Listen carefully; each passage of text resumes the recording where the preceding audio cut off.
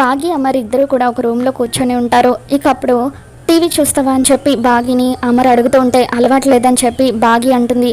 పోనీ ల్యాప్టాప్లో ఏదైనా మూవీ చూస్తావా అని చెప్పి అడుగుతూ ఉంటాడు. అప్పుడు బాగి లేదు నాకు ఇంట్రెస్ట్ లేదని చెప్పి అంటూ ఉంటుంది. పోనీ నా బుర్ర తింటావా అని చెప్పి అమర్ అడుగుతూ ఉంటే ఫుల్గా అని చెప్పి బాగి హ్యాపీగా చెబుతూ ఉంటే అమర్ సీరియస్గా చూస్తూ ఉంటాడు.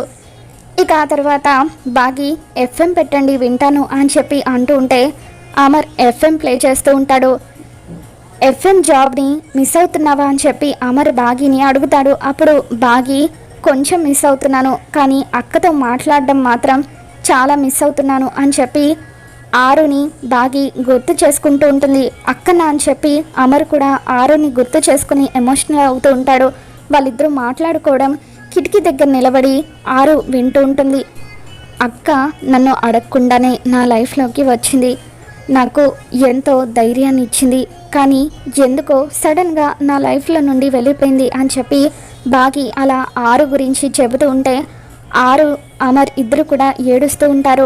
ఇప్పుడు తను ఎక్కడుందో తెలుసా, ఎలా ఉందో తెలుసా అని చెప్పి అమర్ అడుగుతుంటే ఎక్కడుందో తెలియదు, కానీ ఖచ్చితంగా తన భర్త పిల్లలతో సంతోషంగా ఉండి ఉంటుంది అని చెప్పి బాగి అంటూ ఉంటుంది. ఒకవేళ పొరపాటున తను లేదని తెలిస్తే అని చెప్పి అమర్ అలా ఆరు లేదన్న విషయాన్ని బాగికి చెబుతుంటే బాగి ఒక్కసారిగా షాక్ అవుతూ ఉంటుంది. మరి రాబోతున్న ఎపిసోడ్లో ఏం జరగబోతుందో మళ్ళీ మన ఛానల్లో తెలుసుకుందాం. వీడియో నచ్చినట్లయితే తప్పకుండా లైక్ చేయండి.